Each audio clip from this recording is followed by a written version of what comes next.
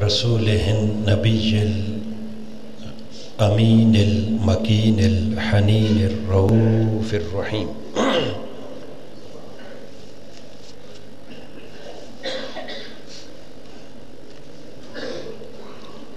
أما بعد فأعوذ بالله من الشيطان الرجيم. بسم الله الرحمن الرحيم.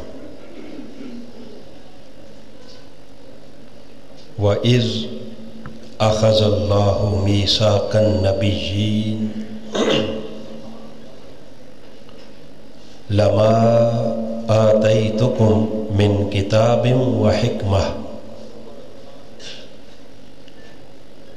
ثُمَّ جَاءَكُم رَّسُولٌ مُصَدِّقٌ لِّمَا مَعَكُمْ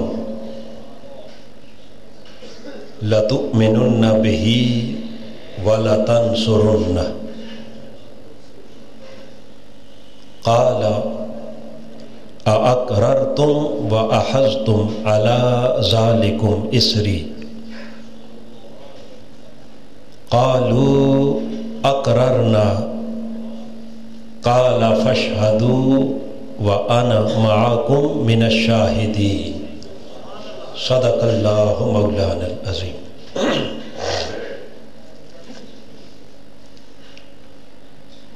معزز علماء کرام، مہمانان گرامی قدر اور معزز خواتین و حضرات اور حاضرین و سامعین، اللہ رب العزت کا کروڑ بار شکر ہے جس نے ہمیں زندگی میں ایک بار پھر حضور کے ماہ میلاد کی یہ نورانی ساعتیں عطا فرمائیں، اور آج آقا دو جہاں صلی اللہ تعالی علیہ وآلہ وسلم کے ماہ میلاد کی پہلی شام ہے، جس میں ہم تحریک منہاج القرآن کے زیر اہتمام اس سلسلہ وار ماہانہ درس عرفان القرآن کی نہایت ہی مقدس اور بابرکت نشست میں حاضر ہیں. اللہ رب العزت ہماری حاضری کو اپنی بارگاہ میں شرف قبولیت عطا فرمائے، اور قرآن مجید کا صحیح فہم عطا فرما کر اس کی تعلیمات پر عمل کی توفیق عطا فرمائے.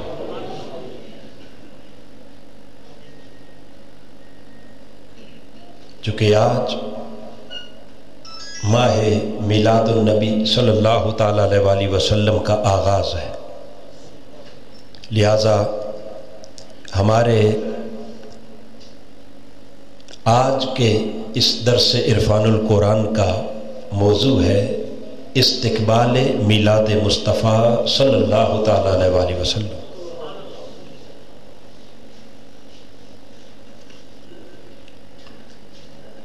اس مناسبت سے آج کے درس کے لیے میں نے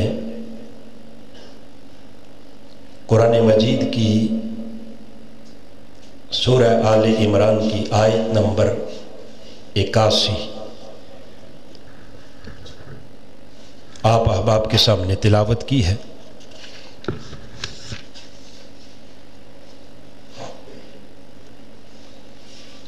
جس میں اللہ رب العزت نے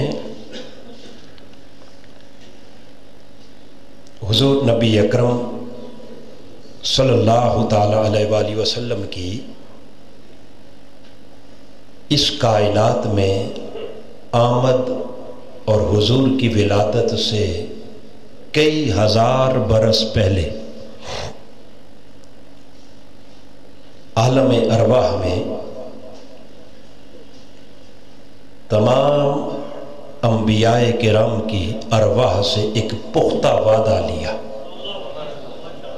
کیا لیا؟ ایک عہد لیا.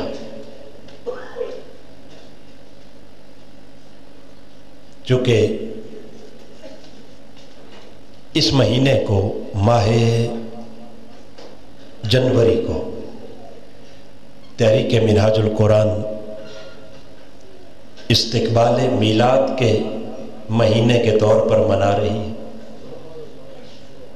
اور اگلے 2 ماہ فروری اور مارچ یہ تاجدار کائنات صلی اللہ تعالیٰ علیہ وسلم کے میلاد پاک کی عالمگیر سطح پر ایک بھرپور مہم کے 2 مہینے ہوں گے. گویا اس طرح 3 ماہ پر مشتمل میلاد مہم، اور اس پوری میلاد مہم میں جو ہمارا فوکس ہوگا، جو سلوگن ہوگا، جو میسج ہوگا، اس میلاد کا پیغام ہوگا، اس میلاد کا درس اور سبق حضور کی امت کے لیے، وہ کیا؟ وہ پیغام جو ہمیشہ اہل ایمان کے ایمان کی روح رہا، اور موجودہ حالات میں بطور خاص اس سال اس میلاد مہم کے لیے، جسے شیخ الاسلام مفکر اسلام مفسر قرآن ڈاکٹر محمد طاہر القادری مدث اللہ، آپ نے اس میلاد مہم کا عنوان، اس میلاد مہم کا میسج، اس میلاد مہم کا پیغام اور اس میلاد مہم کا جسے سلوگن قرار دیا ہے، وہ ہے آؤ کہ سب حضور سے عہد وفا کریں. کیا ہے؟ آؤ کہ سب حضور سے، مل کے کہہ دیں، آؤ کہ سب حضور سے عہد وفا کریں، تاکہ ہم اپنی جذباتی، زبانی، کلامی محبتوں کو جو فقط دعووں کی حد تک ہیں، نعروں کی حد تک ہیں، محافل اور مجالس کی حد تک ہیں، ان تمام محبتوں کو مصطفیٰ سے حقیقی وفا میں بدل دیں، حضور سے حقیقی وفا میں بدل دیں. چونکہ ہمارا عنوان حضور سے عہد وفا ہے، اور یہ عہد وفا یہ آج کا نعرہ نہیں، یہ آج کا سبق بولیے نہیں، یہ یوم الست کا سبق ہے. یہی عالم ارواح میں یہ نعرہ رب کائنات نے سب انبیاء کی روحوں سے بھی لگوایا.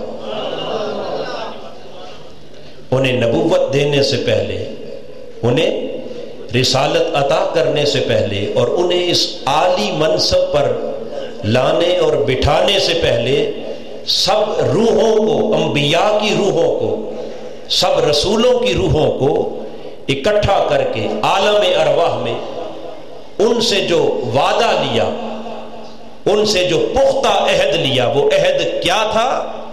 کہ تمہیں نبوت اور رسالت دی جائے گی، مگر اس منصب پر فائز ہونے سے پہلے مجھ سے وعدہ کر کے جاؤ. مولا کیا وعدہ لینا چاہ رہا ہے؟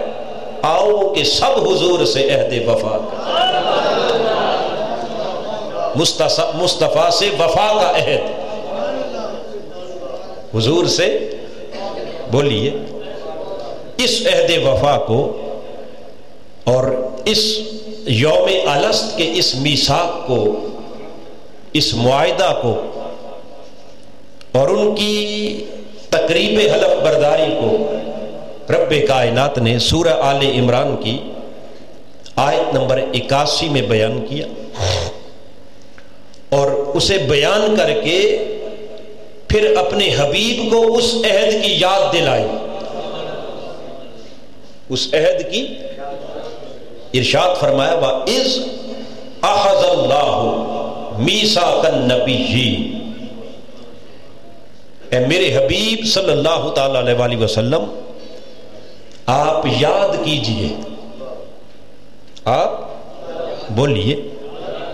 یہ از کا معنی ہے.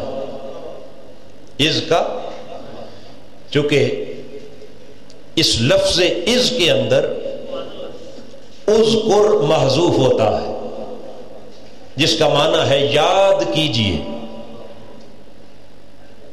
اب یاد دلایا جا رہا ہے یہ واقعہ کس کو؟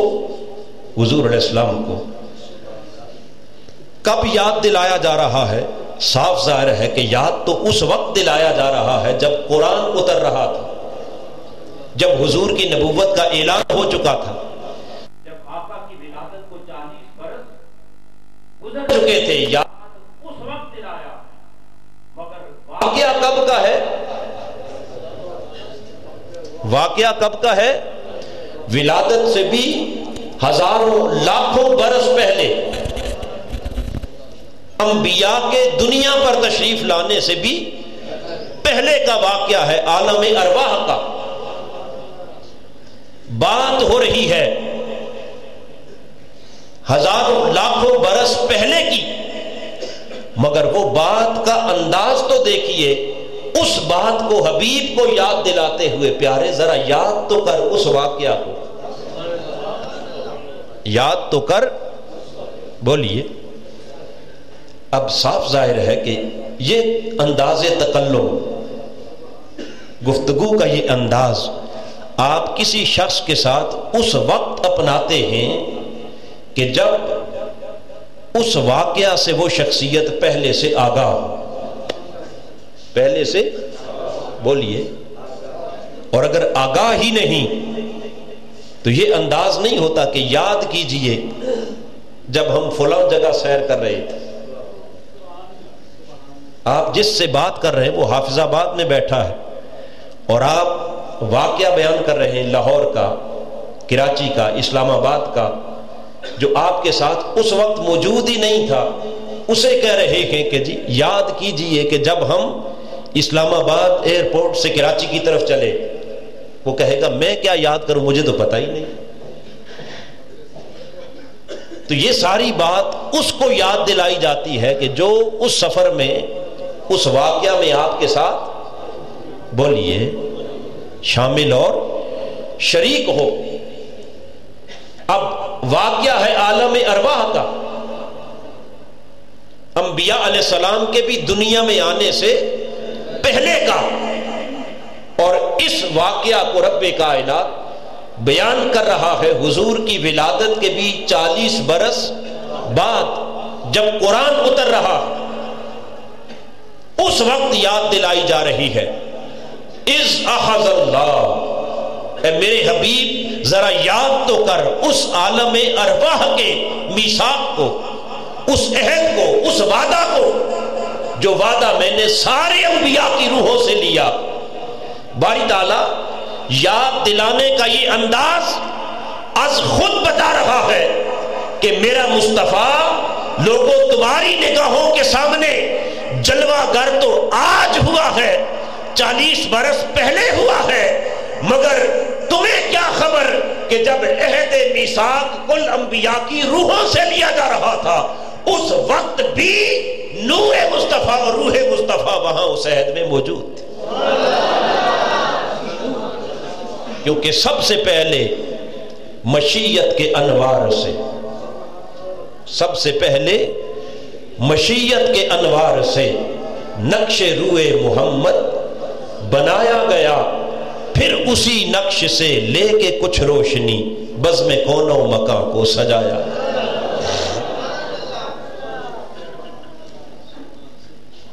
اس عہد کی یاد دلائی جا رہی ہے. اب اصل بات یہاں سے آگے شروع ہوتی ہے کہ وہ عہد کیا تھا. رب کائنات نے انبیاء علیہ السلام سے فرمایا اذ اخذ اللہ میثاق النبیین، حبیب یاد کیجئے کہ جب اللہ رب العزت نے انبیاء علیہ السلام سے ایک پختہ وعدہ لیا، پختہ ایک عہد لیا، اور وہ عہد کیا تھا؟ لما آتیتکم من کتاب و حکمہ، اے میرے انبیاء جب میں تمہیں کتاب و حکمت عطا کروں اور جب تمہارے سر پر تاج نبوت اور تاج رسالت سجاؤں اور کتاب و حکمت دے کر تمہیں ایک روشن ستارہ بنا کر اپنی امتوں کی طرف، روئے زمین کی طرف روانہ کروں، اس عالم دنیا میں بھیجوں، تو یاد رکھ لو ثم جاءکم رسول، پھر تم ساروں کے بعد سب سے آخر میں میرا سب سے عظمت والا رسول، میرا لاڈلا رسول، میرا پیارا رسول اس کائنات میں تشریف لانے والا، حضور کی آمد ہونے والی ہے، اور جب میرا وہ رسول اس کائنات میں آ جائے، کون سا رسول؟ مصدق لما معاکم، جو تمہاری کتابوں کی بھی تصدیق کرنے والا، تمہاری نبوتوں کی بھی تصدیق کرنے والا، تمہاری رسالتوں کی بھی تصدیق کرنے والا، تمہارے دین اور شریعت کی بھی تصدیق کرنے والا۔ جب وہ رسول آ جائے تو مجھ سے عہد کرو۔ مولا کیا عہد کرے؟ فرمایا لَتُؤْمِنُنَّ بِهِ وَلَتَنْصُرُنَّ، میرے اس مصطفیٰ پر ہر حال میں ایمان بھی لانا ہوگا اور میرے اس مصطفیٰ کے دین کی ہر صورت میں مدد بھی کرنا ہوگا۔ ایک حضور پر ایمان لانا اور دوسرا حضور کے دین کی بولیے مدد کرنا، یہ دو وعدے اللہ نے لیے، اور دو وعدے لے کر پھر فرمایا قال اقررتم، اب بولو کیا اس بات کا میرے ساتھ اقرار کرتے ہو؟ اس بات کا مجھ سے اقرار کرتے ہو؟ اور خالی اقرار نہیں، وَأَحَزْتُمْ عَلَى ذَلِكُمْ إِسْرِي، اور اس باری عہد کو نبھانے کا بھی مجھ سے وعدہ کرتے ہو؟ اس پر ارواح انبیاء نے عرض کی قالوا اقررنا، مولا ہم تیرے حضور اقرار کرتے ہیں، اس عہد کو تسلیم کرتے ہیں۔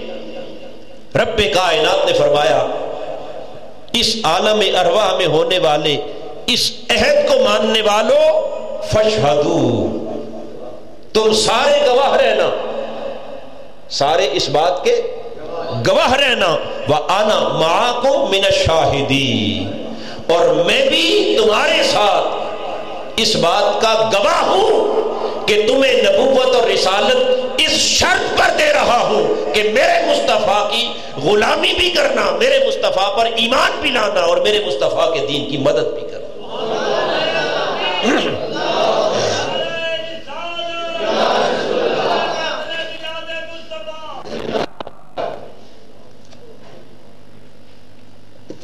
اب حاضرین محترم، جو عہد اللہ پاک نے سب انبیاء سے لیا اور سب انبیاء کی ارواح سے لیا، اور جس وعدے پر ان کو منصب نبوت اور منصب رسالت پر فائز فرمایا، وہ عہد دو باتوں پر مشتمل ہے۔ کتنی؟ بولیے دو۔ ایک ہے لَتُؤْمِنُنَّ بِهِ، اس رسول پر ایمان لانا ہوگا۔ کیا لانا ہوگا؟ بولیے ایمان۔ اور دوسرا وَلَتَنْصُرُنَّ، اور اس رسول کی بولیے مدد کرنا ہوگا۔ رسول کی کیا کرنا ہوگی؟ مدد کرنا ہوگی۔ اب ایمان اور مصطفیٰ کی مدد کیا ہے؟ جس کا عہد اللہ نے انبیاء علیہ السلام کی کی امت کے لیے جو سبق رکھا وہ سبق کیا ہے؟ تو پہلی شرط شرط ایمان،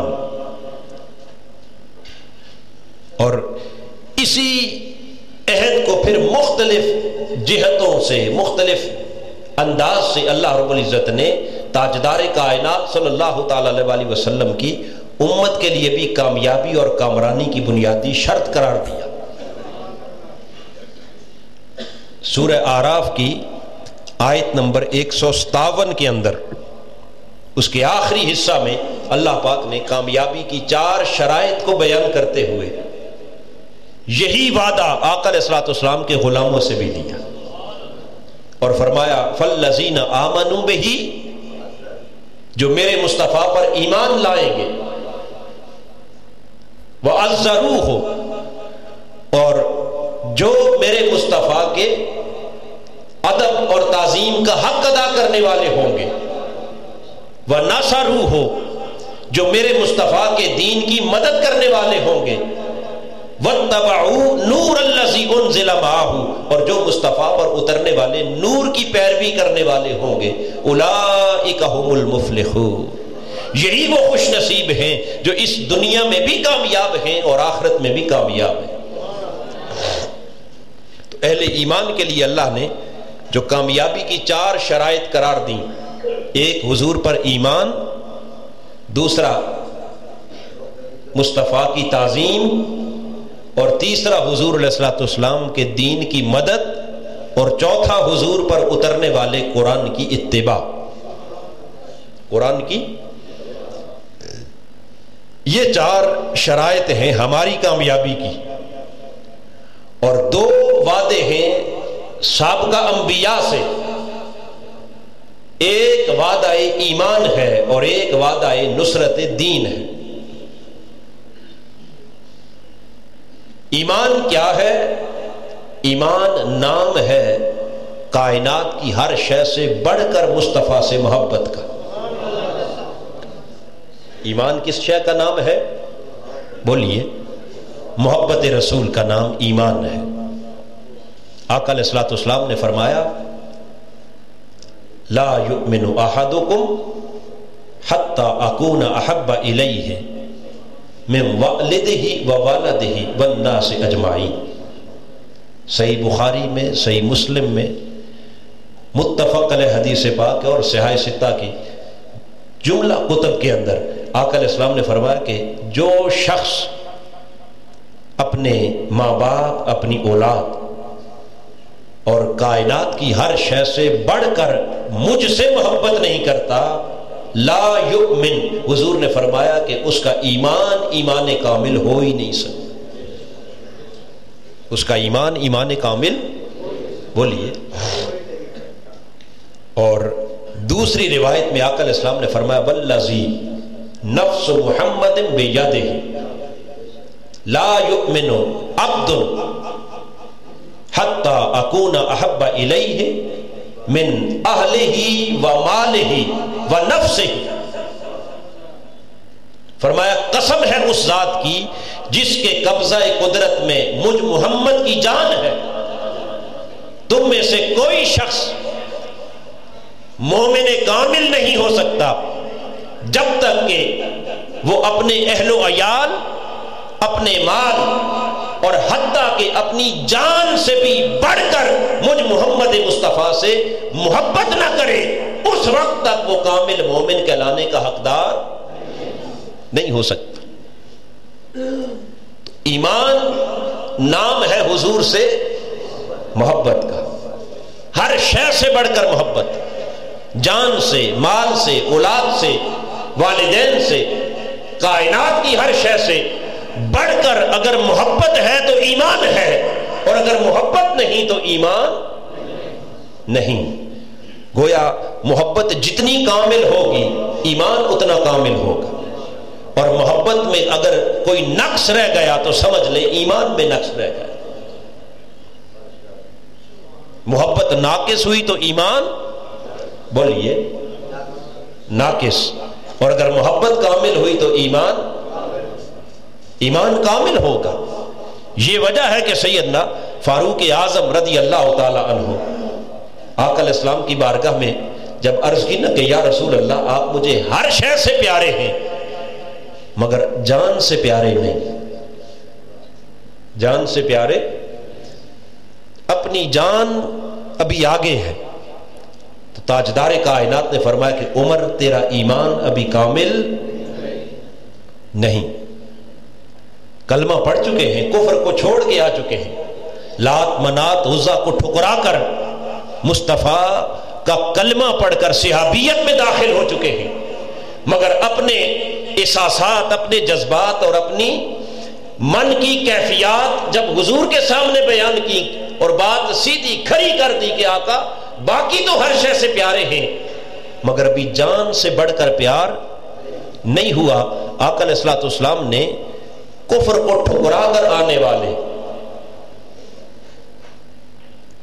اور مصطفیٰ کے ہاتھ پر کلمہ پڑھنے والے اور حضور کی صحابیت کے شرف سے مشرف اس فاروق اعظم سے خطاب کیا جن کی نسبت میرے آقا نے فرمایا لو کان بعدی نبی لکان عمر، اگر میرے بعد کوئی نبی ہوتا تو اس نبوت کا حقدار میرا عمر ٹھہرتا۔ وہی عمر جب کہتا ہے کہ آقا ابھی جان سے بڑھ کر پیار نہیں ہوا، مصطفیٰ نے کہا تیرا ایمان کامل، بولیے۔ فاروق اعظم کہتے ہیں کہ بس یہ کہنا تھا حضور کا کہ من میں دل پر ایک چوٹ لگی، اندر کی حالت بدل گئی، کیفیت بدلی، اگلے لمحے عرض کرتے ہیں یا رسول اللہ اب جان سے بھی بڑھ کر پیار ہو گیا،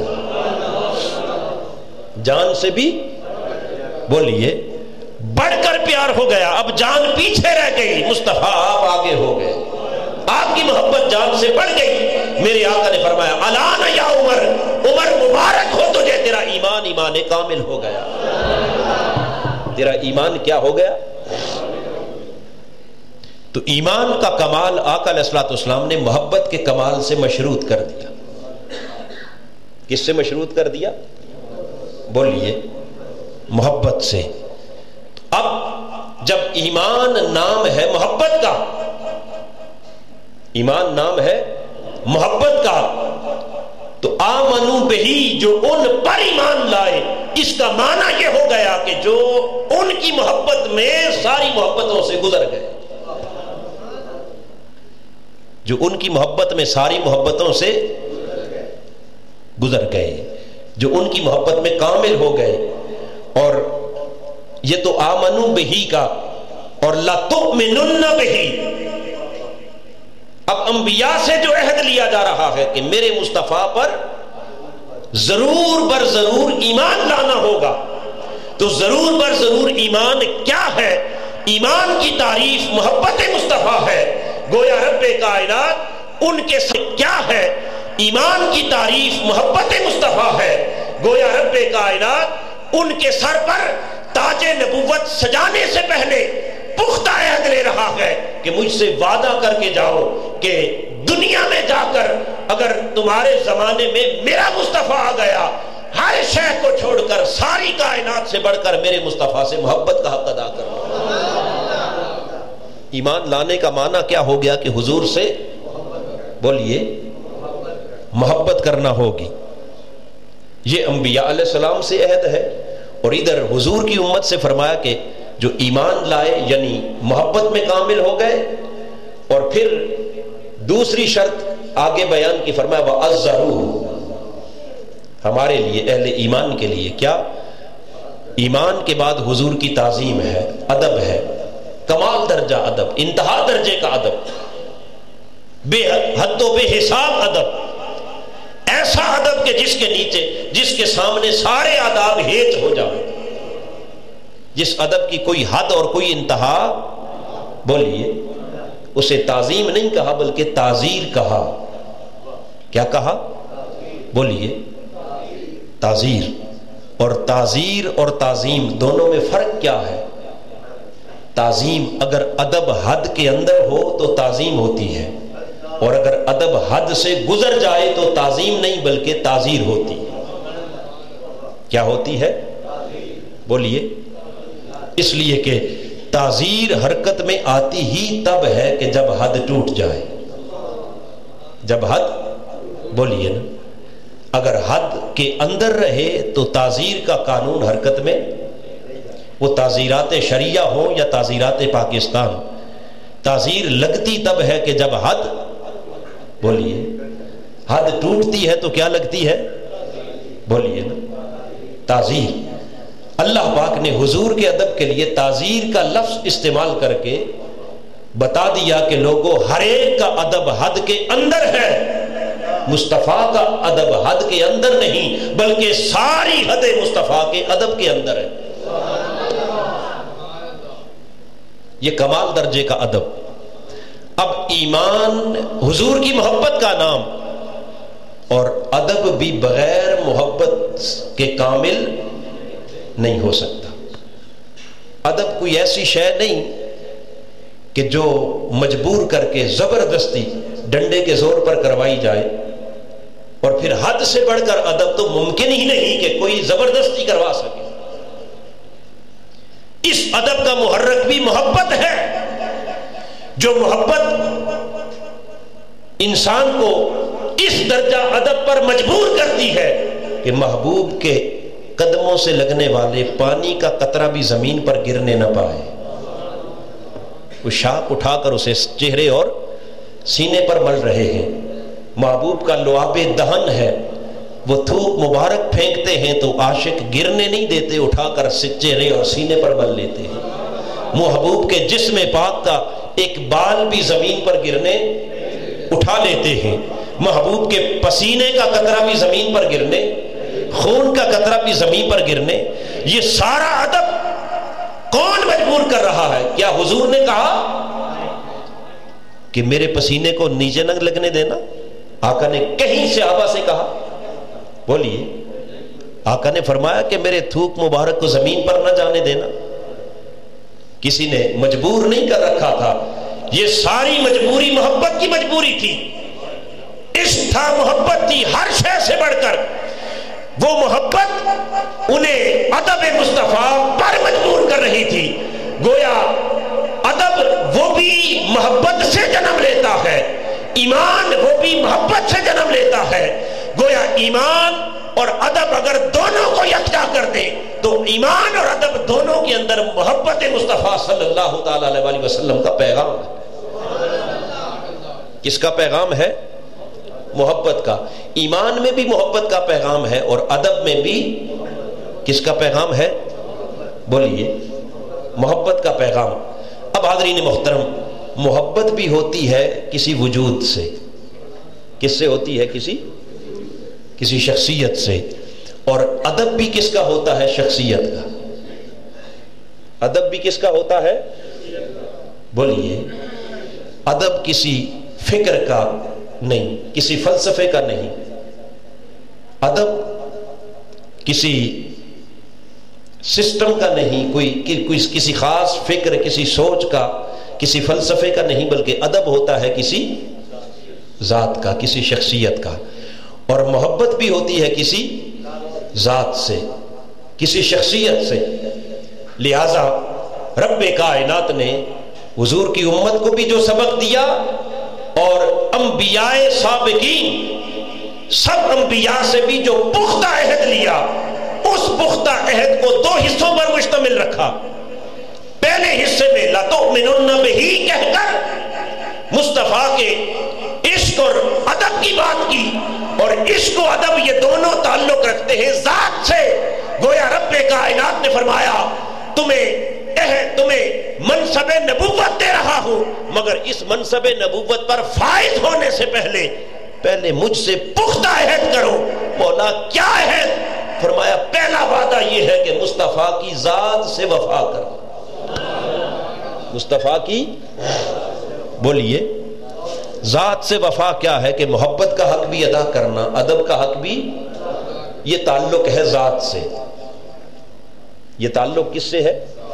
بولیے، ذات سے. یہ عہد کا پہلا جز، پہلا حصہ. اور دوسرا حصہ فرمایا وَلَا تَنْصُرُنَّ، میرے حبیب کی مدد بھی کرنا. کیا کرنا؟ اب سوال یہ ہے کہ مدد کس کی؟ حضور کی ذاتی مدد؟ آقا علیہ السلام کی ذات کی مدد؟ نہیں، مدد ذات کی نہیں، وہ ذات تمہاری مدد کی محتاج، ضرورت مند نہیں۔ وَلَا تَنْصُرُنَّ، مدد کرنا مدد مصطفیٰ کے دین کی، مدد مصطفیٰ کے مشن کی، مدد مصطفیٰ کی شریعت کی، مدد مصطفیٰ کے دین کی۔ اور دین مصطفیٰ کی مدد کا معنی بھی یہ ہے کہ آپ میرے حبیب کے دین کی خدمت کرنا۔ کیا کرنا؟ بولیے، خدمت۔ یہ انبیاء علیہ السلام سے بھی عہد، اور اسی نوعیت کا اگلا مضمون سورہ اعراف کی دو جو تصورات ہیں، پہلے فرمایا نا آمنوا بہ وعزروہ، آگے فرمایا وناصروہ، جو میرے مصطفیٰ کے دین کی مدد کرنے والے ہیں اور جو میرے مصطفیٰ پر اترنے والے قرآن کی پیروی کرنے والے، اولئک هم المفلحون، وہی کامیاب لوگ ہیں۔ تو ہماری کامیابی کے لیے بھی دو جز رکھے، اور انبیاء علیہ السلام کے عہد کے بھی دو حصے رکھے۔ ایک حصہ مصطفیٰ کی ذات سے ادب کا، محبت کا، اور ایک حصہ مصطفیٰ کے دین اور مصطفیٰ کے مشن کی مدد اور نصرت کا، حضور کے دین کی مدد اور بولیے نصرت کا، اس دین پر عمل کا جس کو سورہ اعراف میں بیان کیا نا واتبعوا نور الذی انزل معہ، مصطفیٰ پر اترنے والے نور کی اتباع، نور کی پیروی، قرآن کی شریعت کی پیروی، شریعت کی پیروی بھی کرنا، اس پر عمل بھی کرنا، اور اس شریعت اور اس پیغام مصطفیٰ کی مدد اور نصرت بھی کرنا، یعنی مصطفیٰ کے مشن کے سپاہی بھی بننا، مصطفیٰ کے دین کی اقامت اور احیاء کے مجاہد بھی بننا، اور تاجدار کائنات کے دین کی سربلندی کو اپنی زندگی کا مقصد بھی بنا لینا۔ دو چیزیں آ گئیں، کتنی؟ دو۔ اب حاضرین محترم، یہ دونوں تصور الگ الگ ہیں، چونکہ بسا اوقات ان دونوں تصورات کو ملا دیا جاتا ہے اور خلط ملط کر دیا جاتا ہے، اور دین پر عمل، دین کی خدمت، دین کی نوکری چاکری، دین کے لیے بھاگ دوڑ، بعض لوگ اسی کو محبت کا نام بھی دے دیتے ہیں کہ جی محبت تو دراصل یہی ہے نا کہ دین کا کام کیا جائے، دین کی خدمت کی جائے، دین کے لیے تگودو کی جائے، دین پر عمل کیا جائے، نماز پڑھی جائے، روزہ رکھا جائے، حج زکوٰۃ ادا کیا جائے، احکام شریعت پر عمل کیا جائے۔ تو حاضرین محترم، اگر محبت بھی یہی ہوتی، محبت بھی یہی ہوتی، تو رب کائنات محبت اور ادب کو اس اتباع اور دین کی نصرت سے الگ کر کے، واو کے ذریعے الگ کر کے اور کر کے بیان بولیے نہ کرتے، بلکہ ایک ہی پیغام آتا کہ مصطفیٰ کے لائے ہوئے دین پر عمل کرو، مصطفیٰ کے دین کے پیغام کو عام کرو، مصطفیٰ کے دین کی مدد کرو۔ بس یہی محبت ہے، یہی ادب ہے، یہی ایمان ہے، یہی سب کچھ ہے۔ مگر ایسا نہیں کہا، رب کائنات نے انبیاء سے بھی دو وعدے الگ الگ لیے، اور امت مصطفیٰ کو بھی دو کنسپٹ جدا جدا دیے۔ ایک مصطفیٰ کی ذات سے وفا ہے، ایک مصطفیٰ کے مشن سے وفا ہے۔ ایک حضور کی ذات سے وفا ہے اور ایک مصطفیٰ کے بولیے مشن سے وفا ہے۔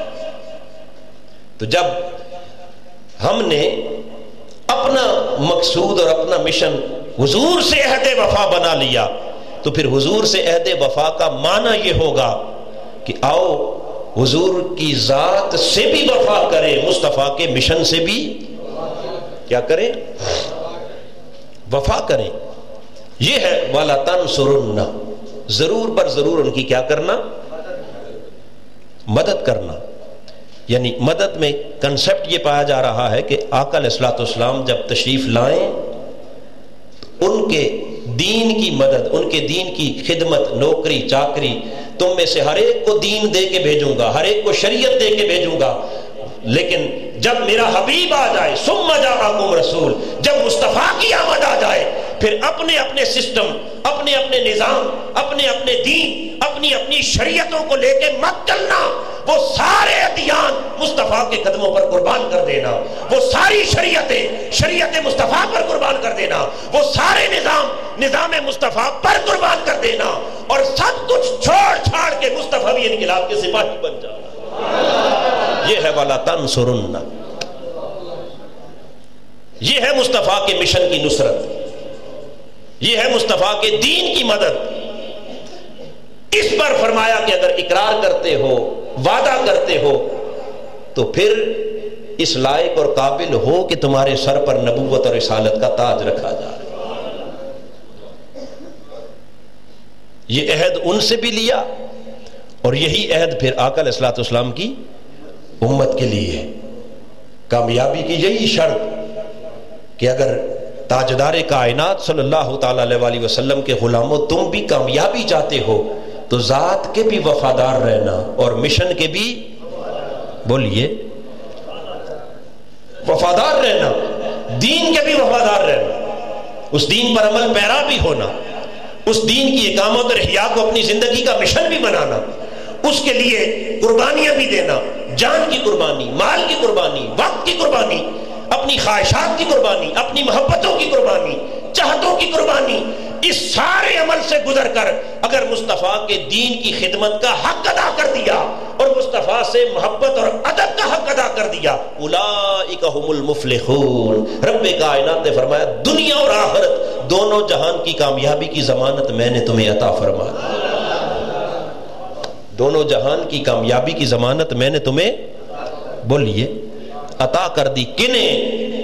جو ذات کے بھی وفادار ہو گئے اور جو مصطفیٰ کے دین کے بھی، بولیے، اور اگر خالی ذاتی محبت تک رہے، وہ بھی عشق اور ادب کے داغوں تک، محبت کے ترانوں تک، محبت کے نعروں تک، یہاں تک رہے، اور آگے مصطفیٰ کے دین کی مدد نہ کی، مصطفیٰ کے مشن کی مدد نہ کی، مصطفیٰ کے دین کی اقامت اور احیاء کو زندگی کا مقصد نہ بنایا، اسے نظر انداز کر دیا، اور تمہاری محبت خالی میلاد کے جلسوں جلوسوں تک رہی، تمہاری محبت خالی میلاد کی ضیافتوں اور لنگروں تک رہی، تمہاری محبت خالی مصطفیٰ کے عشق کے ترانوں تک، نعتوں تک، نعروں تک رہی، اور اس سے آگے مصطفیٰ کا دین تمہاری زندگی کا مقصد نہ بنا، مشن مصطفیٰ کا اس کے وفادار نہ بنے، یاد رکھ لو، مَن یرتد منکم عن دینہ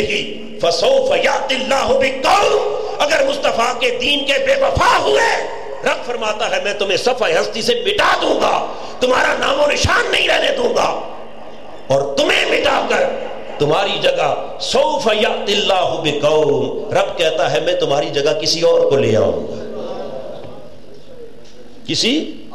کسی اور کو لے آؤں گا، ایسی قوم کو لے کے آؤں گا، یحبہم ویحبونہ، جو خدا سے بھی محبت کرتے ہوں گے، خدا ان سے محبت کرتا ہوگا، اور جن سے خدا محبت کرتا ہوگا اور جو خدا سے محبت کرتے ہوں گے وہ کون ہوں گے؟ وہ میرے مصطفیٰ کے دین کے وفادار ہوں گے،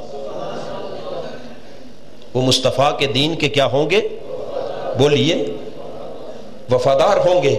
لہذا رب کائنات نے جس امر کی طرف ہمیں متوجہ کیا وہ کیا کہ تمہارا جو دعوی محبت ہے یہ محض ایک دعویٰ نہ رہے، بلکہ یہ وفا کے عہد میں بدلے گا تب کہ جب تم مصطفیٰ کے مشن کے بھی عملاً وفادار بن جاؤ، مصطفیٰ کے مشن کے بھی عملاً، بولیے، وفادار بن جاؤ۔ اور مشن کی وفا ہو ہی نہیں سکتی جب تک ذات سے محبت نہ ہو، وہ بھی مقدم ہے، وہ بھی کیا ہے؟ ہمارے ہاں بدقسمتی یہ ہے کہ جو لوگ اس ذات سے عشق، محبت اور ادب اور ذات کی نسبت کا بہت پرچار کرتے ہیں اور اس پر سارا زور دیتے ہیں، وہ آقا علیہ الصلوۃ والسلام کے دین، حضور علیہ الصلوۃ والسلام کے مشن اور آقا علیہ الصلوۃ والسلام کے دین کی اقامت کی عملی جد و جہد میں حصہ دار کم بنتے ہیں، اس طرف دھیان کم ہوتا ہے۔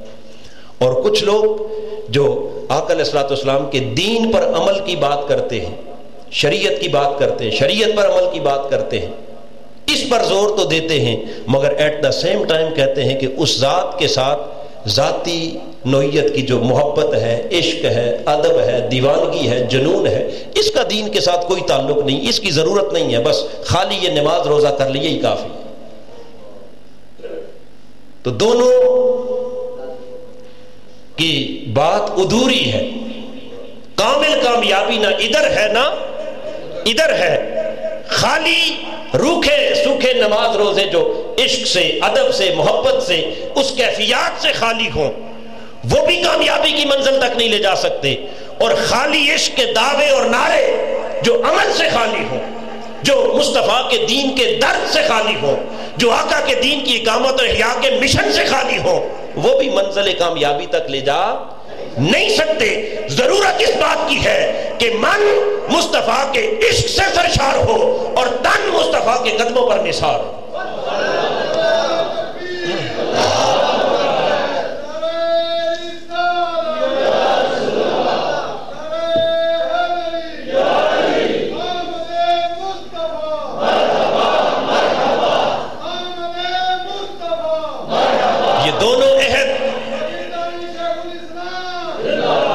یہ دونوں وعدے جب تک پورے نہیں ہوتے اس وقت تک کامیابی کا سورج طلوع بولیے نہیں ہو سکتا۔ کامیابی کا سورج طلوع تب ہوگا کہ دل جذبہ عشق سے سرشار ہو اور محبت کی کیفیات وہ ہوں کہ محبوب کے وجود اقدس کا ایک بال بھی زمین پر گرنے۔ عشق میں یہ جو دیوانگی اور جنون کی کیفیت ہے، بتائیے اس کا کوئی عقلی تعبیر ہو سکتی ہے؟ جی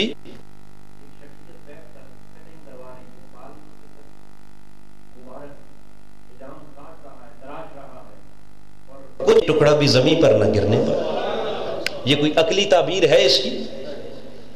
جی اب اگر اس جنون اور دیوانگی کا دین سے کوئی تعلق نہیں تو یہی دین تو حضور کے صحابہ سے ہم تک پہنچتا رہا۔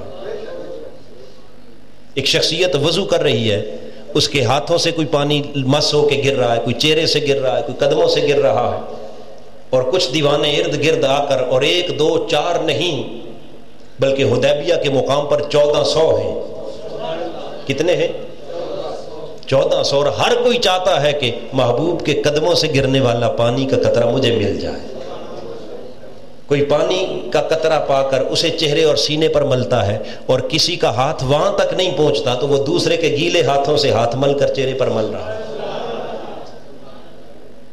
اس کو دیوانگی اور جنون نہیں کہیں گے تو اور کیا کہیں؟ اس کو اللہ پاک نے ذات کے ساتھ جو گہرا تعلق ہے، اسی کو تو ایمان سے تعبیر کیا۔ یہی محبت اور ادب، یہ پہلا قرینہ ہے، یہ پہلا ضابطہ ہے کامیابی کی، یہ پہلی شرط۔ اور پھر دوسری طرف وَلَا تَنْصُرُنَّ، مصطفیٰ کے دین کی مدد، مصطفیٰ کے دین کی خدمت، مصطفیٰ کے مشن کی مدد۔ اس میدان میں بھی اگر دیکھیں تو تاجدار کائنات صلی اللہ تعالی علیہ وسلم کے عشاق اور حضور کے غلام ادھر آقا کی ذات سے، کیا حضور کی بولیے نا، ذات سے نسبت میں یہ دیوانگی ہے، اور ادھر مصطفیٰ کے مشن کے لیے دیوانگی کا عالم یہ ہے کہ شادی کی پہلی رات ہے۔ پوچھئے حضرت حنظلہ سے، شب عروسی ہے مگر کانوں میں آواز پڑی کہ مصطفیٰ نے بلایا ہے اقامت دین کے لیے، احیاء اسلام کے لیے، حق کی سربلندی کے لیے، کفر سے باطل سے ٹکراؤ ہو رہا ہے۔ وہ شادی کی پہلی رات اجرائے عروسی کو چھوڑ کر، پہلی رات کی دلہن کو چھوڑ کر بھاگ اٹھے، دوڑ پڑے، اور دیوانگی کا یہ عالم ہے کہ نکلتے ہوئے انہیں غسل کرنا بھی یاد نہ رہا، میدان کارزار میں اتر گئے۔ یہ ہے مصطفیٰ کے دین سے دیوانہ وار تعلق، اور وہ تھا مصطفیٰ کی ذات سے دیوانہ وار تعلق۔ یہ دونوں تعلق کی جہتیں اور دونوں تعلق کے طور طریقے یہ ہمیں کس کی بارگاہ سے مل رہے ہیں؟ حضور کے صحابہ کی بارگاہ سے. یہ ان کا اسوہ حسنہ. حضرت حنظلہ چل پڑتے ہیں اور انہیں غسل کرنا بھی یاد نہ رہا، یا انہوں نے غسل کے لیے رکنا بھی گوارا نہ کیا کہ اتنی تاخیر بھی کیوں. محبوب کا پیغام آیا ہے، مصطفیٰ کے دین کو میری ضرورت ہے، تو میں کوئی 10 منٹ غسل پر بھی کیوں لگاؤں؟ جس حال میں یار نے آواز دی ہے چل پڑے، دوڑ پڑے، حتیٰ کہ آقا کے دین کی خاطر شہید ہو گئے، جان سے گزر گئے. باتیں کرنا آسان ہے، جان قربان کرنا بولیے بڑا مشکل کام ہے. جان کی قربانی دے دی، شہادت کا رتبہ پا لیا، اور قربان جائیں جو اس طرح مصطفیٰ سے عہد وفا کر کے چلتے ہیں، پھر رب کائنات ان کی عظمت بھی کائنات کو دکھاتا ہے. سب شہیدوں کی جب جسد خاکی اکٹھے کیے جاتے ہیں تو صحابہ کرام ڈھونڈتے پھرتے ہیں کہ حنظلہ کا جسم، حنظلہ کا وجود کہیں نظر، وہ لاش مل نہیں رہی. آقا کی بارگاہ میں آتے ہیں، تاجدار کائنات نے فرمایا تم کہاں ڈھونڈتے ہو؟ دیکھو یہ وہ مجاہد ہے کہ جس نے میرے دین کی خاطر، اس کی شادی کی پہلی رات تھی، اس نے چند لمحے رک کر غسل کرنے کے لیے بھی وقت نہیں نکالا. وہ وقت بھی میرے دین کی سربلندی کے لیے دوڑ کے میدان میں آ گیا ہے. چونکہ بغیر غسل کے تھا. اور بعد از شہادت دیکھو وہ ملائکہ حضرت حنظلہ کو جا کر نور کے تخت پر لٹا کر آسمانوں پر جا کر اسے غسل دے رہے ہیں.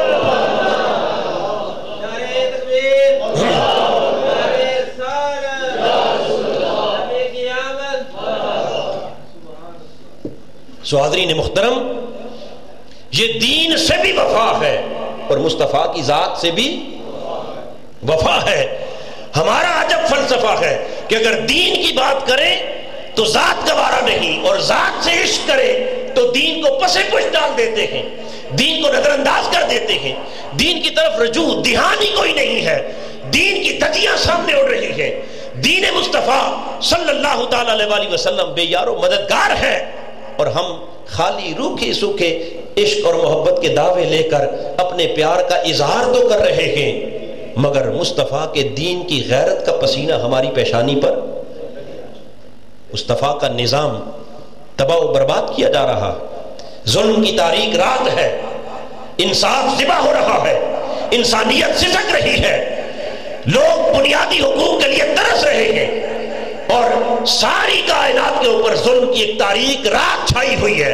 اندھیر نگری ہے، نظام فرعونیت کا ہے، یزیدیت کا ہے، اور اس نظام کے اندر رہ کر ہم تاجدار کائنات کے ساتھ عشق کی بات کریں، محبت کی بات کریں، غلامی کی بات کریں، مگر مصطفیٰ کے نظام سے وفا کی بات نہ کریں، تو یاد رکھ لیں یہ سب کچھ محض اپنے آپ کو دھوکہ دینا ہوگا. حقیقی وفا تب ہوگی کہ جب دل مصطفیٰ کے عشق میں تڑپ رہے ہوں اور تن مصطفیٰ کے دین کی خاطر قربان ہو رہے ہیں.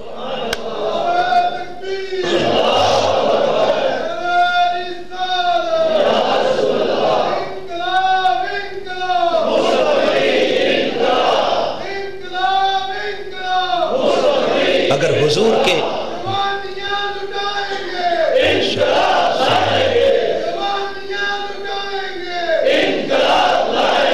اگر آقا علیہ السلام کے نظام سے وفا نہیں، ہم حضور کی آمد کے ذکر کریں مگر جس مقصد کے لیے آمد ہوئی اس مقصد کی بات نہ کریں.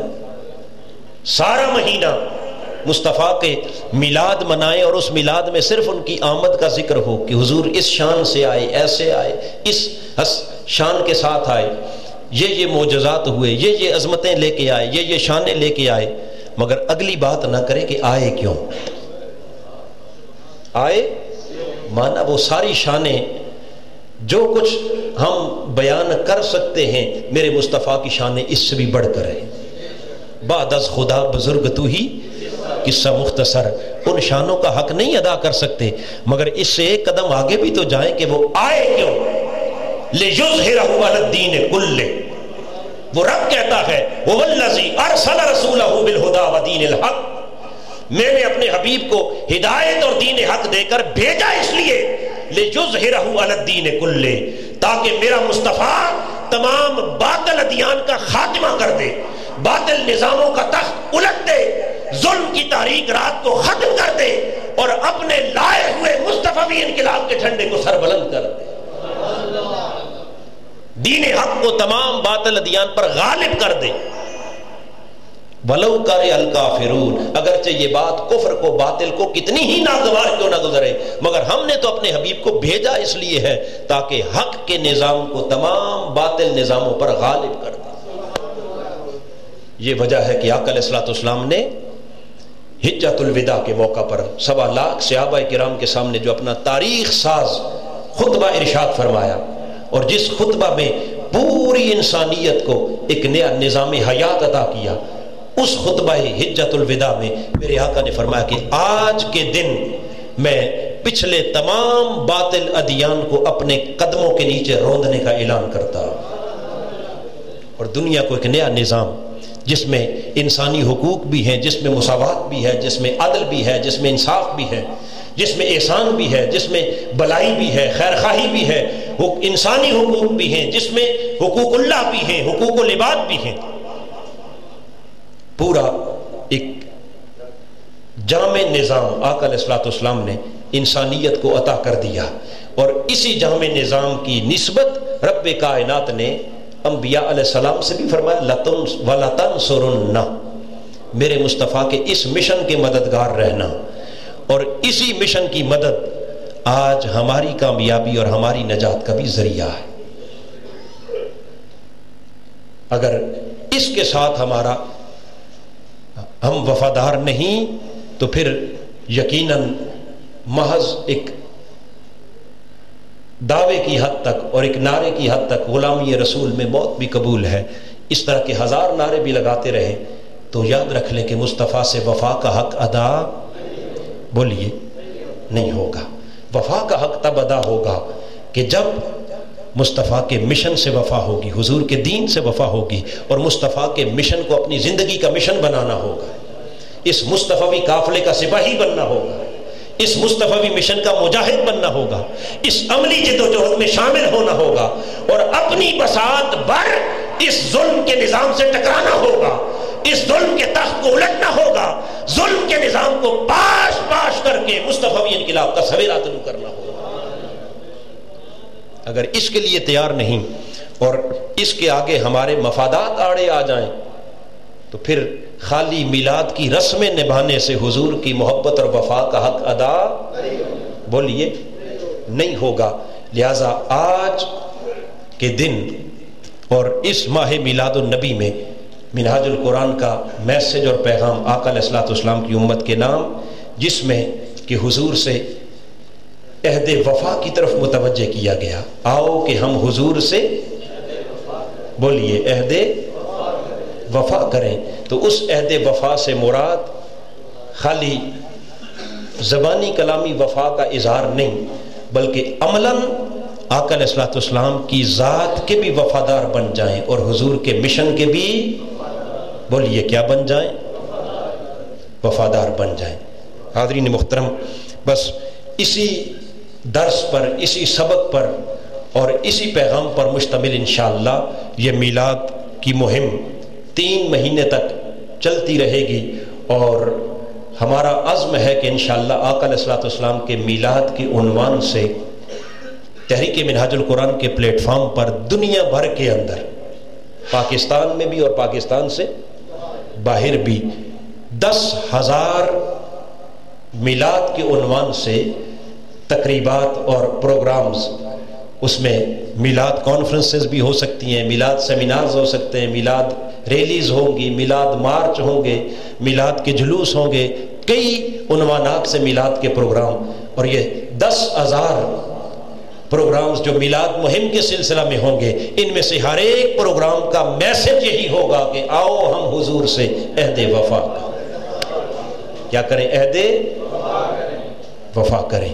اور اسی سلسلے کی یہ مختلف کڑیاں ہیں، اور مرکزی پروگرام جیسا کہ آپ کو معلوم ہے کہ ہر سال لاہور مینار پاکستان پر 12 ربیع الاول کی رات شب میلاد مصطفیٰ صلی اللہ تعالیٰ علیہ وسلم عالمی محفل میلاد، پوری دنیا کی اسلام کی سب سے بڑی محفل میلاد جو مینار پاکستان پر منعقد ہوتی ہے، جس میں لاکھوں عاشقان مصطفیٰ اور بندگان خدا ملک بھر سے بھی اور پوری دنیا سے شرکت کرتے ہیں، وہ شب میلاد اور وہ عالمی میلاد کانفرنس، وہ بھی در حقیقت عالمگیر سطح پر حضور علیہ الصلوۃ والسلام سے عہد وفا کی رات ہوگی، عہد وفا کی بولیے رات ہوگی۔ اور الحمدللہ آپ کو معلوم ہے کہ یہ وہ عالمی میلاد کانفرنس ہے کہ جس میں آقا علیہ الصلوۃ والسلام کے روضہ اقدس کے چابی بردار، حضور کے حجرہ مبارک کے وہ خادم خاص کے جو اندر جا کر آقا علیہ السلام کی قبر انور پر صفائی اور خدمت کا فریضہ سر انجام دیتے ہیں، وہ خوش نصیب حضرت شیخ ہاشم 2 بار مدینہ طیبہ سے چل کر لاہور مینار پاکستان اس عالمی میلاد کانفرنس کی صدارت کر چکے ہیں۔ پھر حضور کی مسجد نبوی کے مؤذن حضرت سیدنا بلال حبشی کی اولاد میں سے مؤذن مسجد رسول مدینہ پاک سے آ کر اس عالمی میلاد کانفرنس کی صدارت کر چکے ہیں۔ پھر ملک شام کے نامور علماء اور محدثین دمشق اور شام سے چل کر اس عالمی میلاد کانفرنس کے اندر شریک ہو چکے ہیں۔ اور پھر حاضرین محترم، وہ لوگ جو یہ آقا علیہ الصلوۃ والسلام کے روضہ اقدس اور حضور علیہ الصلوۃ والسلام کے حجرہ مبارک کے جھاڑو بردار اور آقا علیہ الصلوۃ والسلام کے خادم خاص، ان کا آنا یہ تو شاید کچھ اہل محبت کے لیے ذوق کا باعث بنے، اور کچھ ایسے بھی ہوں گے کہ جن کا ذوق محبت کی نسبت زیادہ علمی نوعیت کا ذوق ہو۔ کس نوعیت کا؟ علمی نوعیت کا ذوق ہو، تو ان کے لیے عرض کر رہا ہوں کہ عالم اسلام کی سب سے قدیم اور سب سے بڑی یونیورسٹی جامعۃ الازہر مصر میں، اس جامعۃ الازہر کے وائس چانسلر شیخ الازہر مصر سے چل کر مینار پاکستان پر آقا علیہ الصلوۃ والسلام کے اس میلاد کی عالمی کانفرنس کی وہ بھی صدارت کر چکے ہیں۔ عالم عرب سے اس سطح کی شخصیات کا آنا اور اس میلاد کانفرنس کے اندر شریک ہونا اور اس میں بطور مہمان خصوصی اور بطور صدر مجلس تشریف لانا اور اس طرح کی بے شمار شخصیات کا آنا، یہ در حقیقت ایک طرف اس بات کا بھی اعلان ہے کہ بہت سے لوگ جو یہ سمجھ رہے تھے کہ شاید میلاد مصطفیٰ یہ بر صغیر پاک و ہند کی ایک رسم ہے،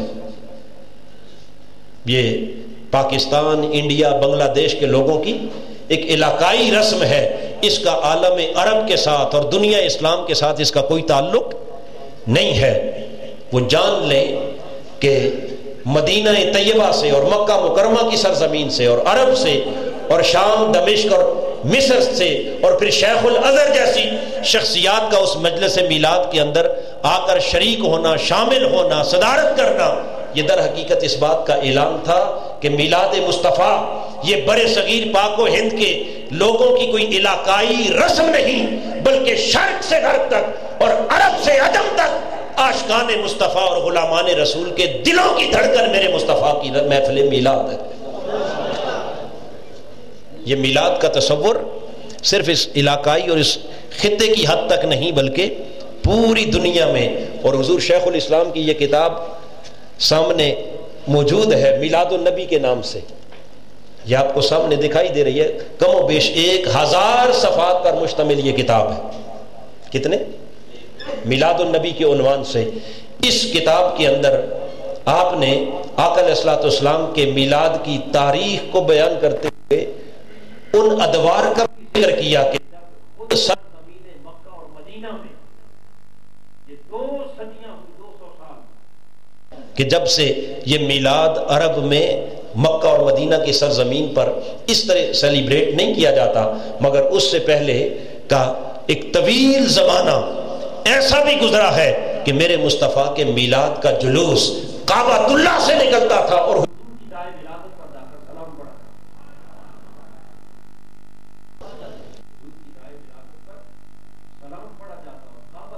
حضور کے میلاد کا جلوس روانہ ہوتا تھا. حاضرین محترم، یہ میں عرض کر رہا ہوں کہ یہ محض کوئی ایک نئی رسم نہیں ہے علاقائی، بلکہ یہ ہمیشہ سے حضور علیہ الصلوۃ والسلام کے عاشقوں اور غلاموں کا وتیرہ اور طریق رہا ہے اپنے محبوب سے عہد وفا کا، اپنے حبیب سے عہد وفا کا.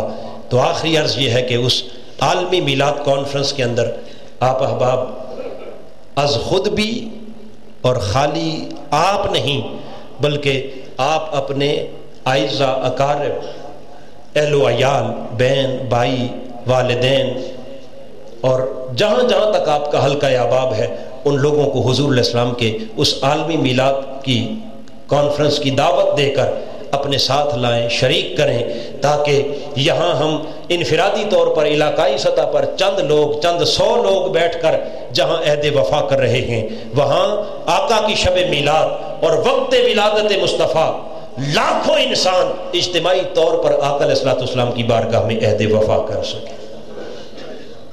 یہ پیغام میری ماؤں، بہنوں، بیٹیوں کے لیے بھی ہے، چونکہ وہاں ایک کثیر تعداد خواتین کی بھی شامل اور شریک ہوتی ہے، ہر سال ان کے لیے اہتمام ہوتا ہے.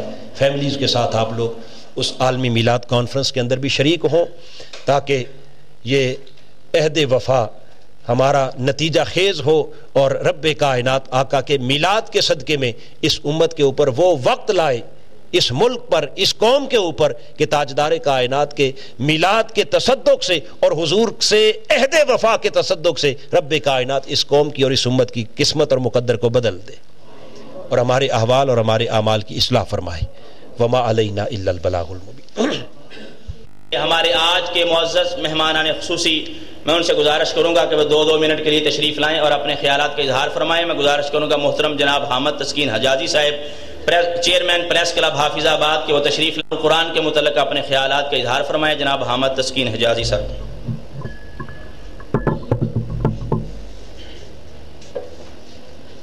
الرحمن الرحیم. آج کا یہ پرمسرت اجتماع ہمارے قلب میں عشق مصطفیٰ کی شمع کو روشن کر رہا تھا، اور یہ میں سوچ رہا تھا کہ میں اتنا محروم کیسے رہا، کیوں رہا. میں شکر گزار ہوں اپنے بھائی جناب بشیر صاحب کا کہ جنہوں نے آج مجھے یاد کرایا. میں لاہور میں گیا ہوا تھا ایک میٹنگ میں، تو انہوں نے کہا حجازی صاحب آپ نے آنا ہے. تو میں یہ خدا کا شکر ادا کرتا ہوں کہ آج میں اس پروقار محفل میں شریک ہوا، اور جو میرے دل میں زنگ لگا ہوا تھا کسی اور طرف میں اپنی قوتیں صرف کر رہا تھا، تو یقین جانیے آج کا یہ درس قرآن سن کر میرے دل میں ایک نئی امنگ اور نیا جوش، نیا ولولہ پیدا ہوا ہے کہ میں اپنی زندگی کو اسی راہ میں صرف کروں. میں آپ لوگوں سے درخواست کرتا ہوں کہ میرے لیے یہ دعا کریں کہ میں اس کارواں میں شامل ہو کر اپنی جو کاوشیں ہیں، اپنی جو قوتیں ہیں، اپنی جو صلاحیتیں ہیں پریس کے حوالہ سے آپ لوگوں کو دے سکوں. بات یہ ہے جیسے کہ محترم فرما رہے تھے، آقا دو جہاں آئے، کس لیے آئے؟ وہ اس لیے آئے کہ انہوں نے آ کر اس دنیا میں ایک انقلاب دیا. وہ انقلاب کیا تھا؟ انسان کے شعور کا، انسان کے دماغ کا. جب انسان کے دماغ میں انقلاب آ گیا تو زندگی کے تمام جو کوششیں ہیں اس میں انقلاب آ گیا. آنکھیں تو وہی تھی، دیکھنے کے انداز بدل کے، دل تو وہی تھا، دھڑکنیں بدل گئیں، قدم تو وہی تھے، چلنے کے انداز بدل کے، قانون تو وہی تھے سیاست کے، لیکن جو زاویہ قانون ہمارے دماغوں کا زاویہ بدل گیا تو معاشیات کے اصول بھی بدل گئے اور سیاست کے ضابطے بھی بدل گئے. جب ہم حضور کی تعلیمات کو اپنا لیں گے تو کوئی وجہ نہیں کہ ہم وہی اپنا مقام جو کھویا ہوا ہے مقام وہ حاصل نہ کر سکیں. تو آج تو میں اسی بات پہ اتفاق کرتا ہوں کہ خدا تعالیٰ مجھے وہ حوصلہ دے، مجھے قوت دے کہ میں بھی آپ کے کارواں کا شریک سفر بن سکوں۔ شکریہ جناب۔ الرحمن الرحیم۔ نہایت واجب الاحترام جناب علامہ ظہیر احمد نقشبندی صاحب اور انتہائی واجب الاحترام شرکائے محفل، اس وقت میرے بھی جذبات اور خیالات اپنے چھوٹے بھائی حامد حجازی سے کوئی مختلف نہیں ہیں۔ علامہ طاہر القادری صاحب کو بڑے ذوق اور شوق سے میں سنتا رہتا ہوں، اور یوں بھی سمجھ لیں کہ ہر انسان کی ایک ہابی ہوتی ہے۔ میرے پاس اگر کچھ وقت بچتا ہے تو ملک کے حالات حاضرہ سے باخبر رہنے کے لیے جو نیوز چینلز کے بعد جو سب سے بڑا مشغلہ ہے وہ جتنے بھی ہمارے دینی چینلز اس وقت ٹی وی پہ جن کا اجرا ہے ان کو سننے میں وقت گزرتا ہے، تاکہ ہمارا جو میرے ذہن کا جو خالی برتن ہے وہ ان علماء کرام کے علوم سے کچھ بھر سکے۔ علامہ ظہیر صاحب کو سنا ہے، مجھے تو ایسے ہی لگا ہے جیسے کہ حضرت طاہر القادری صاحب تشریف فرما تھے، بالکل وہی انداز۔ اور یقین کریں جو علامہ صاحب نے ایک ترازو ہاتھ میں تول کر، ترازو ہاتھ میں پکڑ کر اس کو بیلنس کے ساتھ دین کو تولا ہے، بہت کم لوگوں میں نے یہ شعار دیکھا ہے۔ حضرت عمر فاروق رضی اللہ تعالیٰ عنہ کا واقعہ اور حضرت حنظلہ رضی اللہ تعالیٰ عنہ کا واقعہ، یہ دو انتہائیں ہیں۔ ایک جس نے اپنا ایمان اس وقت کامل کیا جب دین والے لانے والے سے اپنی محبت کو کامل کیا، اور دوسرے نے اپنا ایمان اس وقت کامل کیا جب دین لانے والے کے مشن کو مکمل کیا۔ تو حقیقتاً شاید یہی ایک منزل تھی جس کو ڈھونڈتے ڈھونڈتے آج یہاں پہ حاضر ہو گئے، کہ جب تک وہ استاد جو ہمیں کسی طرح کا سبق دیتا ہے اس کے ساتھ ہم لگاؤ اور محبت نہیں رکھتے تو اس کا سنا ہوا سبق ہمارے لیے بالکل بے معنی ہے۔ آپ سب لوگ بھی یہاں پہ جو تشریف فرما ہیں، مختلف اسکولوں، مختلف تعلیمی اداروں سے فیض یافتہ ہیں، کئی اساتذہ کرام کے اسباق سے آپ گزر چکے ہیں۔ آپ کو یہ انسانی نفسیات ہے بشمول میرے کہ ان اساتذہ کے اسباق ذہن میں رہ جاتے ہیں جن اساتذہ سے ہمیں کچھ لگاؤ ہوتا ہے، اور ورنہ تو لیکچر سنتے سنتے ساری عمر گزر جاتی ہے اور لیکچر سنے ختم ہو جاتے ہیں، لیکن ایک ایک بات اس استاد کی رہ جاتی ہے جس سے قلبی لگاؤ ہوتا ہے۔ اور یہی وجہ تھی کہ جس طرح حضرت صاحب نے بڑی تفصیلات باتیں بتائی ہیں کہ نبی کریم صلی اللہ علیہ وسلم جیسے استاد، رہنما اور ہادی کے پسینے کا اور اللہ کے نبی کریم صلی اللہ علیہ وسلم کے لعاب اطہر کا بھی ایک قطرہ ان کے شاگرد ضائع نہیں ہونے دیتے تھے۔ اور یہی وجہ تھی کہ جب اس استاد کامل کا پیغام آیا کہ آج دین کے لیے مالی مدد کی ضرورت ہے تو اللہ کا صدیق اپنے گھر میں پھر اللہ کو ہی چھوڑ آیا، باقی سب کچھ آپ کے قدموں میں نچھاور کر دیا۔ تو یقین کریں حضرت صاحب کی باتیں پتہ نہیں کس طرح دل میں اس نے معجزہ